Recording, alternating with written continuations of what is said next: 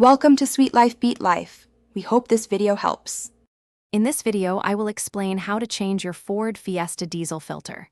First, gather all necessary tools like wrenches, a drain pan, and your new filter. Always ensure you have safety gloves and eye protection.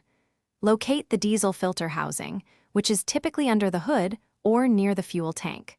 Prepare the area by placing absorbent mats to catch any spilled fuel.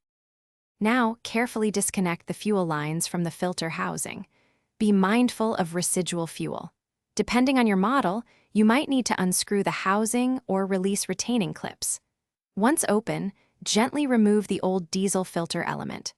Dispose of the old filter and any collected fuel responsibly, following local environmental guidelines.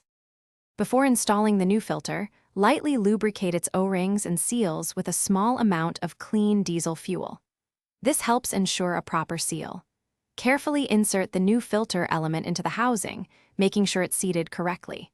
Then, reattach the filter housing or clips and securely reconnect all fuel lines, ensuring they are tight.